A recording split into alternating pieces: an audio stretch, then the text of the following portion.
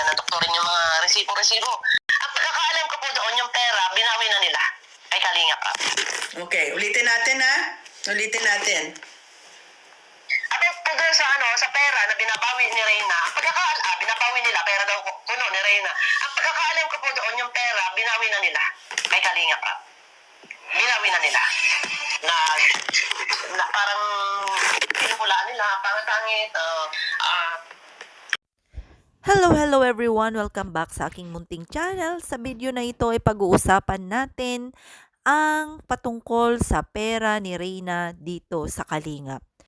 Kino-call out ko din si Yen at saka si Rowename na sana masagot nyo ito para din sa kaliwanagan at para din po sa kaalaman ng lahat ng mga nanonood dito sa content natin about sa kapirahan ni Reyna. So ito po yung content ni Mrs. Bopil kanina. Hinikat ko lang ito, no?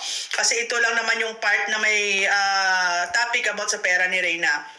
Sa panahon ngayon, high-tech na, kaya na doktorin yung mga resibo-resibo.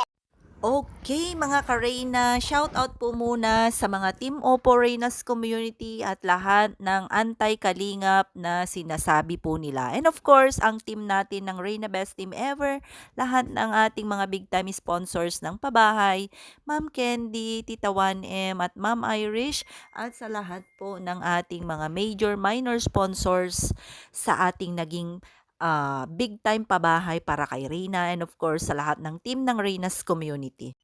Bubupil ipinapakalat na di umano nakuha na po ng Reyna's community or ni Reyna ang pera ng Kalingap. Gaano ba ito katotoo? Well, gusto ko munang i-highlight na si Kabubuhan po ay doktor ng resibo. Dahil sinabi po niya dyan na high-tech na po ngayon at lahat or ang mga resibo ay pwede nang doktorin. Siguro po ay naranasan na ni Kabubuhan ang magdoktor ng mga iba't ibang resibo.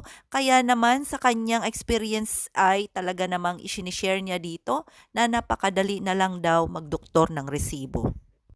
Sana makapag-iwan kayo ng inyong mga komento, lalong-lalo na sa mga nakakaalam sa kwento ng buhay ni Reyna at sa mga kaperahan ni Reyna dito sa Kalingap. Mula pabahay or mula noong 15th birthday si Reyna hanggang sa matapos ang ating pabahay para kay Reyna. Napakalaking tulong at napakalaking kaliwanagan po ito sa lahat ng mga nakikinig, lalong-lalo na po at itong si Kapitana Nehides ay nanghihingi po ng kaliwanagan dahil dito nga umano daw sa isyo ni Reyna at ang pera ni Reyna sa Kalingap.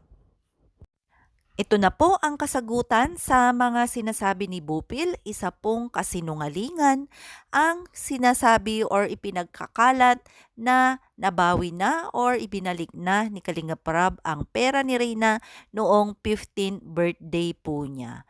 Sa katunayan, ang naibalik ni Kalinga Prab ay ang mga pera na iniremit ng ating mga Reyna's Best Team Ever na mga sponsors noong mga panahon na nag-uumpisa tayo na pabahayan si Reyna. Ito ang mga pera na nairemit po direkta sa remittance kung saan nakapangalan si Kalinga Prab. Kung matatandaan ninyo, pasimuno rin po ito si Bubupil sa mga usaping pera at panggulo noong panahon na nagpapabahay tayo. Na hanggang ngayon ay hindi pa rin niya ginagamitan ng utak para lamang po makapanira at para lamang po makagawa ng kanyang reaksyon at magkaroon ng sarili niyang revenue, ay patuloy pa rin po ang pangingialam at pagrereaksyon ni Kabubuhan para po sa kanyang pansariling kapakanan. Hindi niya po iniisip ang kalalagayan or kung ano ang magiging epekto ito sa lipunan, ang mga panggugulo na ginagawa ng kanyang reaktor o Kalingap reaktor na walang iba kundi si Bubupil.